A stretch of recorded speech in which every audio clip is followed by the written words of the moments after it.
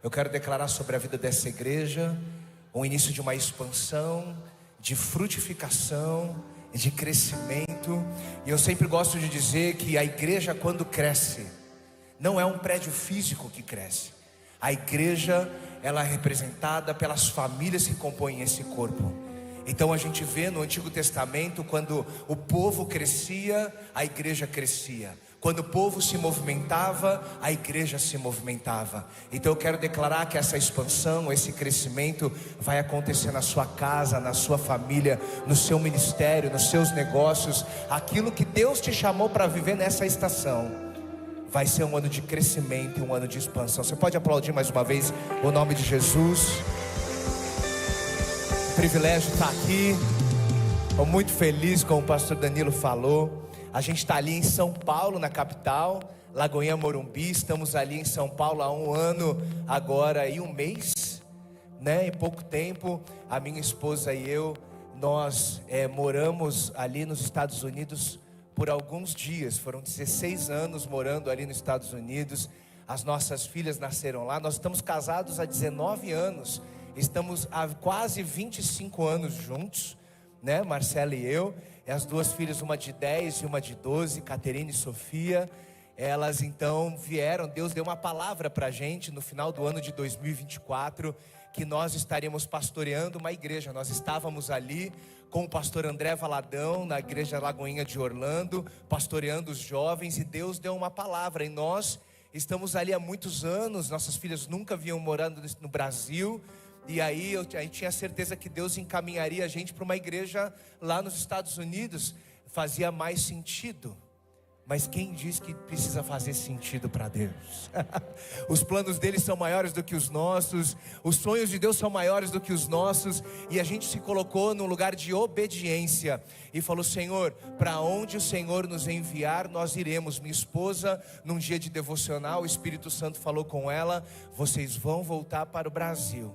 Mas ela orou de volta dizendo: Senhor, então fala com meu marido, porque ele não volta para lá de jeito nenhum. No dia seguinte, o pastor Flavinho, nosso pastor, ele da Lagoinha Matriz em Belo Horizonte, ele estava lá em Orlando, me chamou para conversar, e ele virou para mim e falou: Cleiton, o Brasil está precisando de você. Tem uma igreja em São Paulo te esperando. Eu fiquei orando naquela hora, o Espírito Santo fez uma cirurgia e transformou meu coração. Eu fiquei com uma vontade de ir. E depois de 16 anos, entre eu receber essa palavra e eu entrar no avião, foram somente 18 dias. E aqui estamos aqui, vivendo a recompensa que é viver uma obediência a Deus. Obedecer a Deus é simples, mas quase sempre extremamente difícil. Eu vou repetir, é uma decisão simples, é você obedecer ou não. Mas o processo muitas vezes é difícil, porque você precisa passar por cima da sua vontade, passar por cima daquilo que faz sentido para você. E eu vejo nessa nova estação, nessa casa, Deus trazendo uma palavra de direção, que nem sempre vai fazer sentido para você, mas Deus, Ele vai te fazer navegar pelos benefícios e as recompensas que uma vida de obediência carregam. Você pode aplaudir em nome de Jesus e receber essa palavra?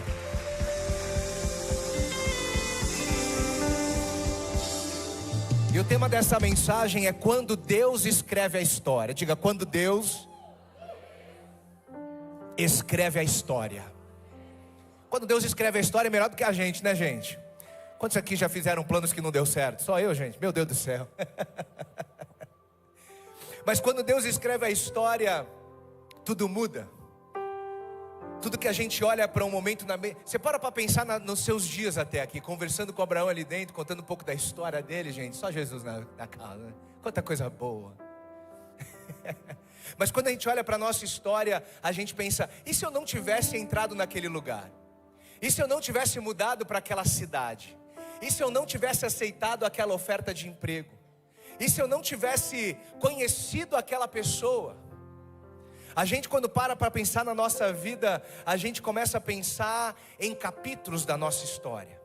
E a gente pensa o que deveria, o que poderia, o que seria da nossa vida, caso algumas coisas estivessem acontecido de forma diferente. Porque, seja honesto comigo, alguns capítulos da nossa história, eles parecem um pouco confusos, não é verdade? A gente olha para a nossa vida e nem tudo faz sentido. Aliás, muitas vezes quase nada. A gente não entende, muitas vezes a gente vive, e talvez você esteja aqui cheio de perguntas. Talvez você esteja aqui vivendo algumas perdas. Talvez você esteja aqui diante de algumas portas fechadas. E você se pergunta para Deus, por que que isso está acontecendo? E quando nós não entendemos o nosso presente, a nossa tendência é olhar para o nosso passado e achar que alguma coisa que fizemos ou vivemos causou essas portas fechadas ou essas dúvidas que nós temos no nosso presente. A gente costuma olhar para isso. Mas existe uma verdade que atravessa por toda a história bíblica. Por toda a Bíblia existe uma verdade que acontece com homens e mulheres de Deus.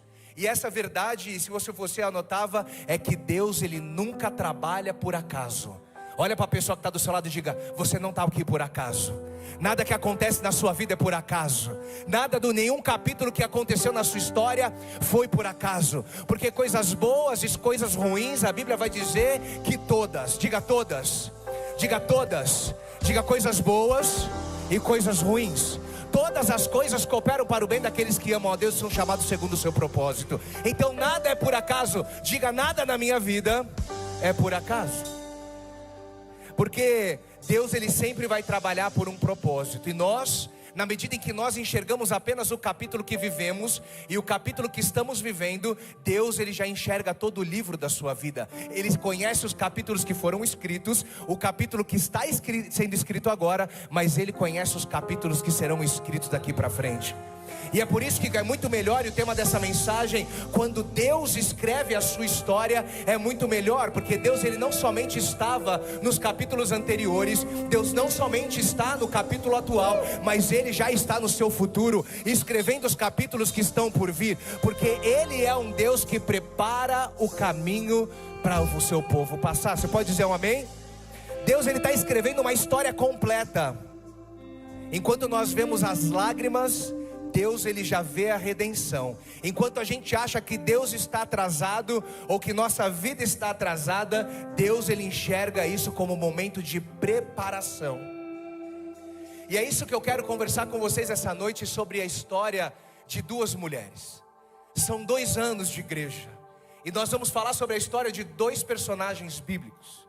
Essas 2 mulheres que nunca se conheceram, viveram em épocas distintas, mas tiveram algo que conectaram a sua vida de forma poderosa, porque elas viveram com o mesmo Deus.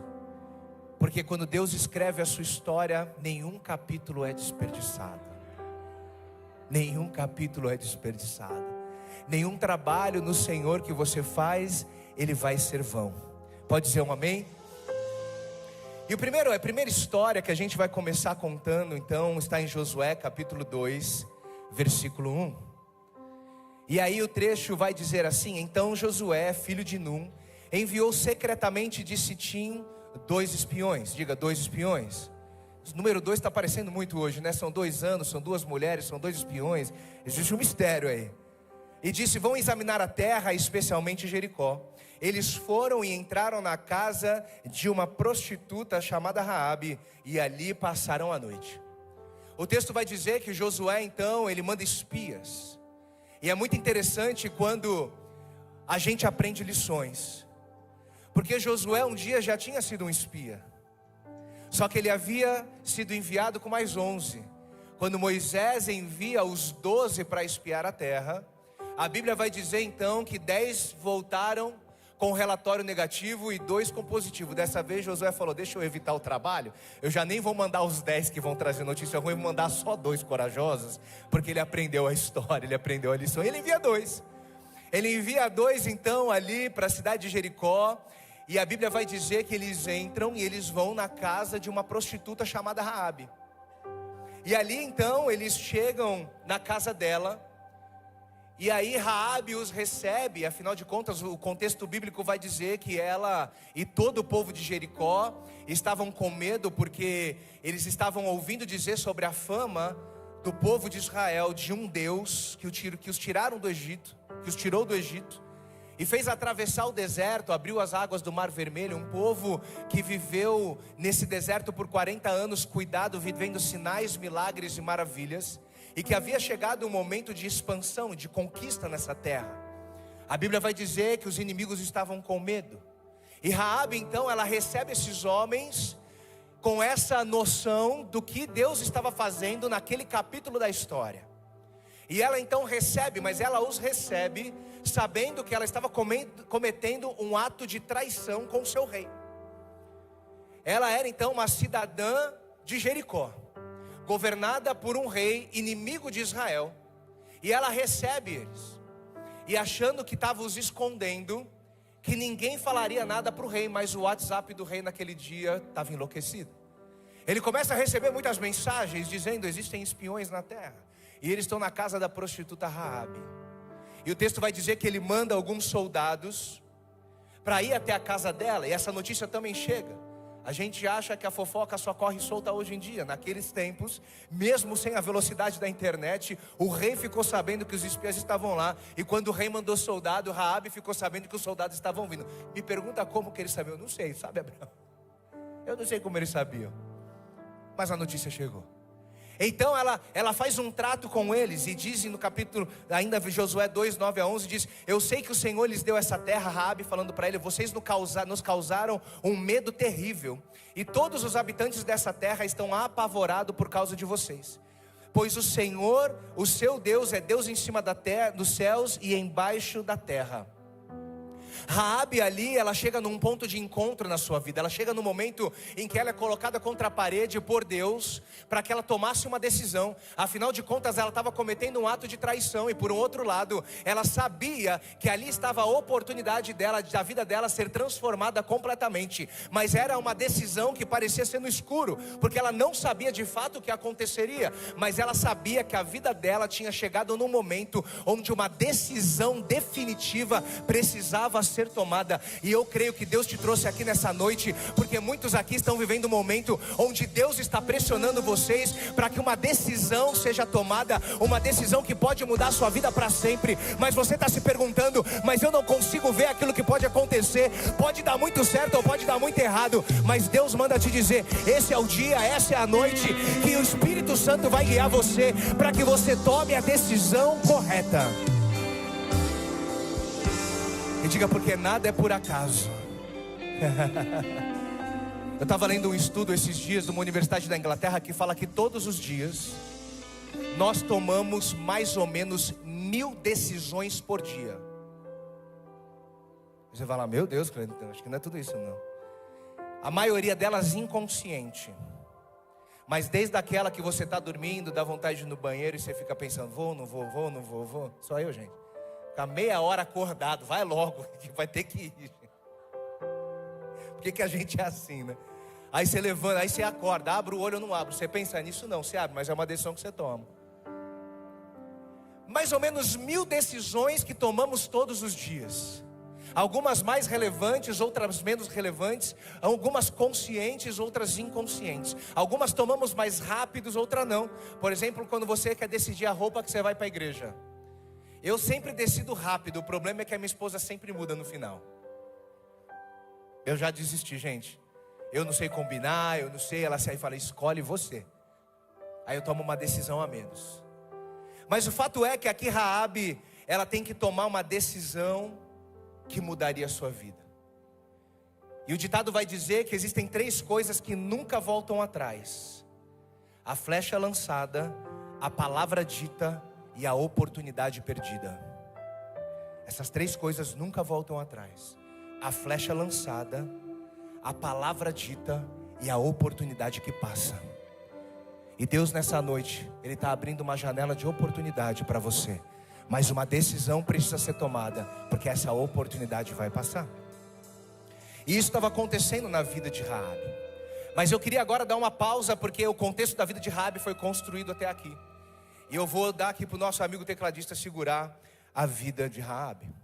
E a gente vai entrar numa outra história bíblica. Essa outra história é uma história muito fascinante. É uma história que nos intriga, de uma outra personagem, que viveu uma sequência de fatos na sua vida também que nos impressiona, assim como é a nossa vida. Porque nada na sua vida acontece por acaso. Eu quero que você guarde isso muito forte, porque tudo aquilo que passou na sua vida. Eu quero agora fazer um exercício. Feche os seus olhos. Feche os seus olhos e comece a se lembrar de coisas que você viveu no seu passado, de todas as coisas que fizeram e aconteceram na sua história, que te trouxeram até aqui. Lugares que você passou, pessoas que você conheceu, lugares que você frequentou, empregos que você passou, decepções, frustrações, tudo aquilo que você passou, pessoas que te impulsionaram, pessoas que falaram mal de você, enfim, todas as lágrimas choradas, vitórias que foram comemoradas. Faz uma reflexão de tudo que já aconteceu. Eu não sei quantos anos você tem, eu não conheço a sua história, mas tudo isso que você viveu te trouxe a esse dia, até essa igreja, aqui na Lagoinha Salto, 2 anos de história. E eu quero te dizer que nada é por acaso, que todas as coisas que aconteceram, boas e ruins, agradáveis e desagradáveis, vitórias e derrotas, todas as coisas cooperaram para que você estivesse aqui. E Deus vai te dizer que todas essas coisas vão cooperar para o seu bem, desde que Ele seja o Deus que está escrevendo a sua história. E que nessa noite você tome a decisão correta. É Deus que está escrevendo, e diga: nada na minha vida é por acaso. Eu quero que você entenda isso, porque quando você entende que nada é por acaso, a vida fica muito mais leve. A vida fica muito mais leve. As pessoas, quando eu voltei para cá, para ir para essa nação, as pessoas me perguntam, falam assim: mas você é maluco? Eu falo: não. Mas como é que você deixou um lugar? A gente não prega, pastorzão, que o melhor lugar para estar é onde Deus quer que você esteja? Não é? Quando a gente prega isso num ato de euforia, de emoção, a igreja da glória a Deus, a gente vibra. Mas quando Deus, né, a pessoa fala assim, né, que quando você sai do Brasil e vai para os Estados Unidos, você queima as carroças.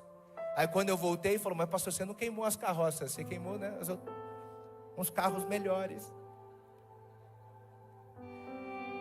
Mas o fato é que o melhor lugar para se estar é onde Deus quer que você esteja. Todas as vezes que eu sento e falo assim: você quer voltar? Não, não quero. Aqui é melhor ou lá? O melhor lugar é o meu hoje com meu Deus. Sabe por quê? Porque o melhor lugar não é aqui nem lá. A Bíblia vai dizer que nós estamos no mundo, mas nós não somos dele. Nós já vivemos na eternidade. Sabe qual é a sua casa e a minha? É a Nova Jerusalém. Nós já habitaremos com o Senhor. Somos embaixadores de Cristo. O que nós temos que fazer aqui é refletir a glória dele. Então não importa onde você está, você já anda pisando na eternidade. É essa consciência que te leva para um lugar de contentamento e satisfação, onde você entende que o único lugar que importa você estar é no centro da vontade de Deus.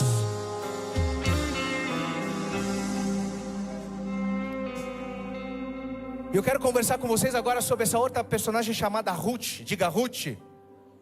E essa é uma história bíblica muito fascinante, o livro de Ruth, porque ela é um panorama geral da vida de Jesus Cristo. A gente tem alguns personagens, eu vou ler para vocês. Temos Elimeleque e Noemi, que representam um relacionamento rompido entre Deus e Israel. Nós temos os 2 filhos deles que morreram em Moabe, que representa a divisão das tribos que desapareceu. E nós temos Ruth, que representa os estrangeiros voltando para Israel para encontrar com o seu Salvador. Então é um panorama bíblico do Antigo Testamento apontando para aquilo que aconteceria e seria cumprido através da vida de Jesus Cristo. Um relacionamento rompido entre Deus e os homens, a divisão e o desaparecimento das tribos, e um Salvador e um resgatador que apareceria para trazer o seu povo de volta e reunir e reconectar o Criador com a sua criatura. Esse é o panorama que envolve o livro de Ruth. E o texto vai dizer que Noemi e Elimeleque estavam passando por um momento, Israel passava por um momento de fome, e eles tomam uma decisão. Eles tomam uma decisão de se mudar para Moabe, para buscar alimento, para buscar uma melhor vida. Mas o fato é que a vida estava ruim em Israel. Existia uma necessidade, existia uma crise. E eles se mudam então para Moabe para buscar algo melhor. E quando chegam em Moabe, a Bíblia vai dizer que Elimeleque morre e deixa Noemi viúva. Como se não bastasse, os 2 filhos de Noemi morrem. Agora você se coloca no lugar dessa mulher. ela muda com a sua família, porque está buscando uma situação melhor. Chega num país estrangeiro, mas aquilo que ela achou que estava ruim, piorou. Uma vez eu ouvi uma expressão desanimadora. Uma vez falava assim: você fala que você está no fundo do poço, mas poço não tem fundo, dá sempre para ir piorar. Mas a gente está diante de um Deus que estende as suas mãos e nos retira desse lugar. Porque essa era a situação de Noemi. Em Moabe, ela olha e fala assim: era melhor ter passado a crise e necessidade em Israel.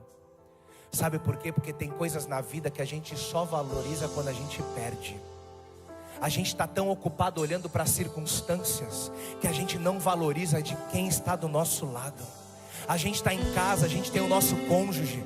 Você, marido, tem a sua esposa, você tem os seus filhos. E muitas vezes você está preocupado com a conta que está com o desafio de pagar. E você começa a ser ignorante dentro de casa. Não tem relacionamento com os seus filhos. Ou você, esposa, está estressada, não é mais carinhosa com seu marido ou com seus filhos. Essa mulher perde a família inteira. E ela vira uma pessoa amargurada. E ela percebe que ela não estava dando valor àquilo que realmente importava. Eu quero fazer um desafio para você nessa noite. Talvez você esteja com a sua esposa ou com seus filhos. Eu quero que você dê as mãos, você dê a mão para ele, dê a mão para ela, e vire e fala: eu te amo, você é tudo que eu preciso, a minha vida com você basta. Porque é isso, a gente esquece de valorizar as coisas que importam. E o que eu mais vejo nessa vida são filhos que hoje estão amargurados porque eles tinham rompido o relacionamento com seus pais, e quando era tarde demais, os seus pais estavam num caixão. Até hoje eles se arrependem por não ter pedido perdão. Sabe por quê? Porque a vida passa muito rápido. Então valoriza quem está do seu lado. É por isso que no momento em que o pastor, ele sobe aqui com a família e ele fala: nós vamos orar pelas suas famílias. Sabe por quê? Porque a nossa família é o que realmente importa. Deus, ele se uniu. Uma vez eu ouvi do pastor Márcio, ele virou para mim e falou: Cleiton, cuida da Marcela. Sabe por quê? Porque hoje você está pastoreando uma ovelha, mas amanhã você vai passar o cajado para alguém e vai ficar você e ela. Então cuide da sua esposa, valorize aquilo que Deus te deu, invista os seus dias cuidando do amor da sua vida, porque no final serão só vocês dois. E Noemi está nesse lugar onde ela mudou de cidade para buscar uma estrutura melhor, e ela perdeu a sua família. E aí ela volta. Ela toma uma decisão de voltar para Israel. Aí agora não importava se Israel já tinha passado a crise ou não, porque ela estava num lugar muito pior do que o lugar que ela estava antes. E ela volta para Israel, e ela fala para suas duas noras, e diz assim: fica aí. Vira para a Orfa e para a Ruth e fala: fica aí, não volta não. Não volta porque existem alguns desafios. Primeiro, vocês são estrangeiras. Depois, vocês não são mais virgens. E lá em Israel, isso não é legal. Vocês vêm de uma outra religião. Vocês são viúvas e vocês não são mais virgens. Fica aqui, é melhor vocês permanecerem em Moabe. Aí Ruth toma uma decisão. Ela vira para sua sogra, Ruth capítulo 1, versículo 16, e diz assim: não insistas comigo, que eu te deixe e não mais a acompanhe. Aonde fores eu irei, onde ficares ficarei. O teu povo será o meu povo, e o teu Deus será o meu Deus. Tomou uma decisão, vida que segue. Ela vira e fala: não, e para mim não existe plano B. Olha aqui para mim, a nossa vida com Deus só tem o plano dele. Não tem plano B. Quantos aqui confiam no plano do Senhor? Quase todo mundo. Não tem plano B na nossa vida. A nossa vida é confiar no nosso Deus. A nossa vida é obedecer à voz dele. A nossa vida é seguir o caminho que ele tem proposto. E Ruth, ela tinha essa consciência.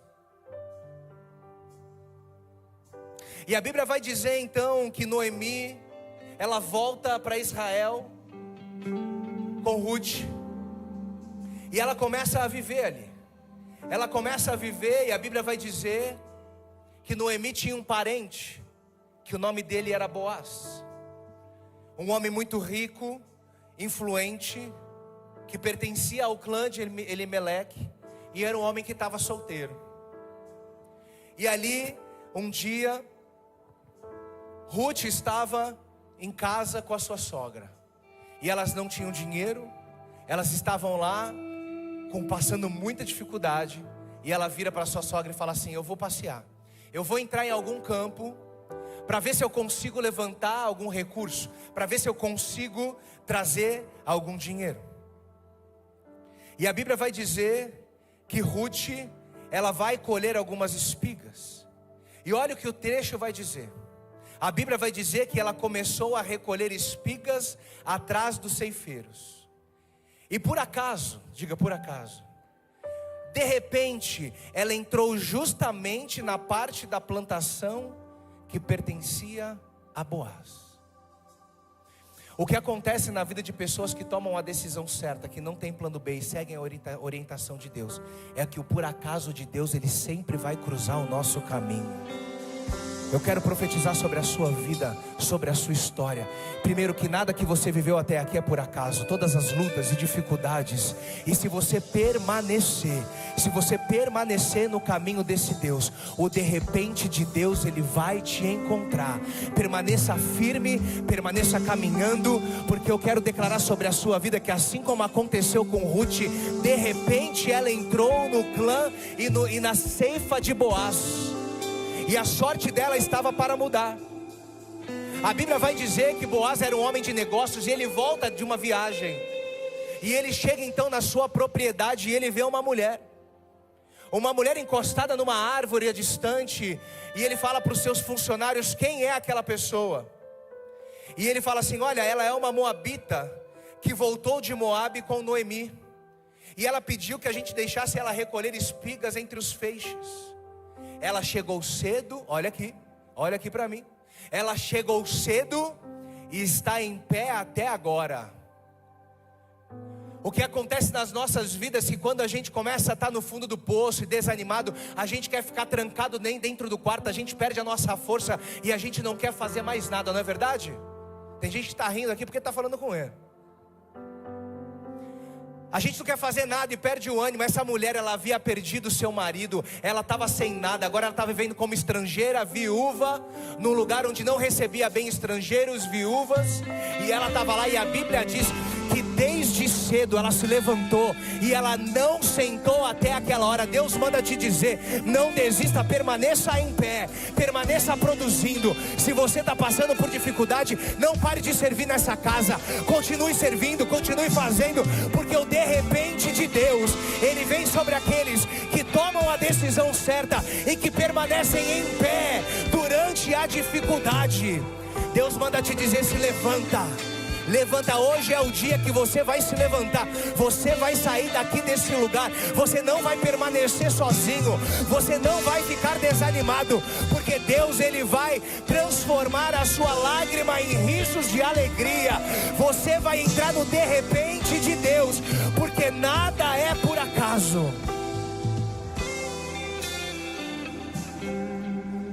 Aí a história vai dizer que Boaz chega para ela e fala assim: minha filha, não vá colher em outra plantação, não vá, e nem se afaste daqui, fique com as minhas servas. Eu dei ordem aos rapazes para que ninguém toque em você. Olha aí, eu dei ordem para os meus rapazes que ninguém toque em você. Quando você permanece e você decide pelos planos de Deus na sua vida, a primeira coisa que acontece, ele traz proteção para você. Ninguém vai tocar em você. Você está com medo que você vai perder, que alguma coisa vai acontecer. Deus, ele dá ordem aos anjos ao teu respeito, e a destra dele te protege. Ele fala, Boaz vira assim: ninguém vai tocar em você. Não é porque você está fragilizado, não é porque você está frustrado ou triste, que alguém vai te tocar, porque eu sou aquele que te protege. Ele fala assim: porque me contaram tudo que você fez pela sua sogra. Depois que você perdeu o seu marido, como você deixou o seu pai, a sua mãe, a sua terra natal, para viver aqui com um povo que você não conhecia. Ele está dizendo: o Senhor viu. E Deus está te dizendo nessa noite: eu vi o preço que você pagou, eu vi as lutas que você enfrentou, eu tenho visto as lágrimas que você tem chorado, eu sei o preço que você pagou para chegar até aqui, eu tenho visto, mas eu te trago proteção. E Ele fala assim: eu dei ordem aos meus servos para te dar milhos, para derramar milhos ainda melhores para você, porque além de proteção, Deus Ele começa a abrir uma janela de provisão sobre a sua vida e sobre a sua casa. Quando você toma a decisão certa, permanece de pé, Deus Ele te protege e a provisão dele começa a ser derramada sobre a sua vida.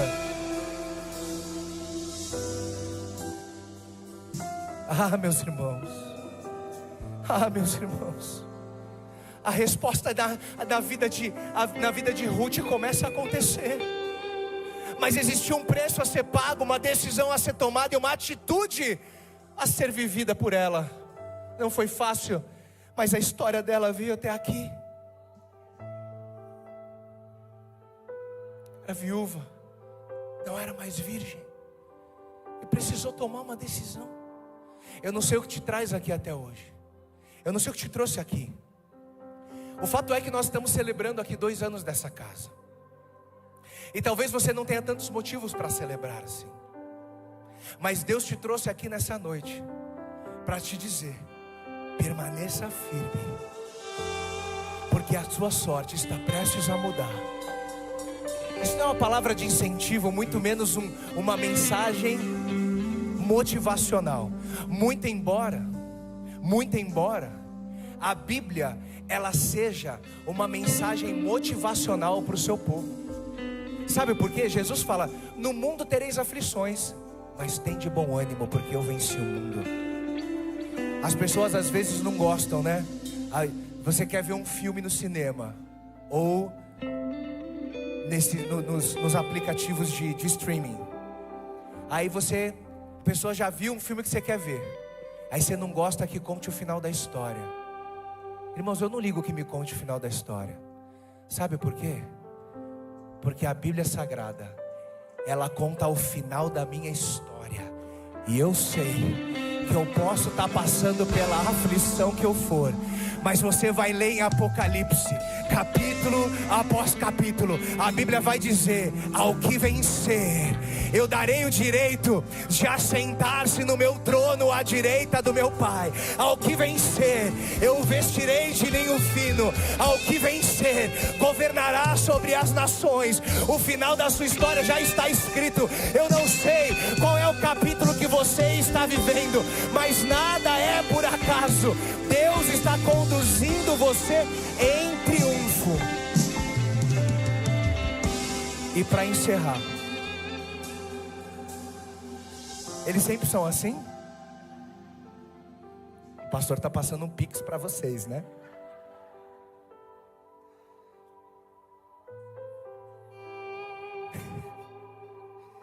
Eu preciso conectar as histórias. Vocês acharam que eu tinha esquecido, mas eu vou pegar Raabe de volta aqui.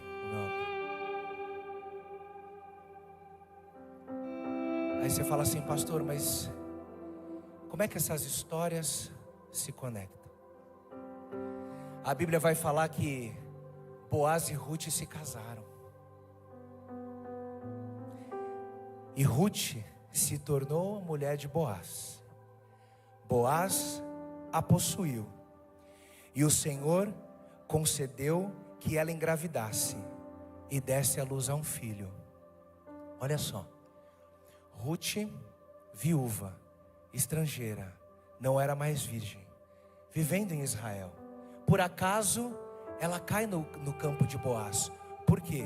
Porque decidiu sair do fundo do poço, tomou a decisão certa, e ela ficou em pé, ela não desistiu e não desanimou. O de repente de Deus veio sobre a vida dela. Quando o de repente de Deus vem abrigo, proteção e provisão. E de repente a sorte dela muda, ela se casa com Boaz. Ela deu à luz a um filho. E aí deram o nome desse filho de Obed. Esse foi o pai de Jessé, a história de Davi. Mas sabe o que acontece? Sabe quem era a mãe de Boaz? Uma mulher chamada Raabe. Uma mulher que decidiu, por viver uma vida com Deus, ela tem um filho que se chama Boaz. A história de Raabe se conecta com a história de Ruth, uma outra estrangeira. As duas aparecem na genealogia de Jesus, que é a raiz de Davi. Então é a história de Raabe que se conecta com a história de Ruth, que se conecta com a história de Jesus. Ah, se eu fosse você, eu ficava em pé no seu lugar, porque a história de Jesus, ela se conecta com a sua e com a minha história. O que isso quer dizer, pastor? É que nada é por acaso. A decisão que você tomar hoje vai abençoar não somente a sua vida, a sua história, mas vai abençoar a vida dos seus filhos, dos seus netos e dos netos dos seus netos. Porque assim como a história de Raabe se conecta com a história de Ruth, que se conecta com a história de Davi, que se conecta com a história de Jesus, nessa noite essa história está se conectando com a sua história, e Deus manda te dizer que o de repente dele está chegando sobre a sua casa, e a sua vida nunca mais será a mesma. Se eu fosse você, fica em pé no seu lugar, levante as suas mãos e vamos adorar a Ele.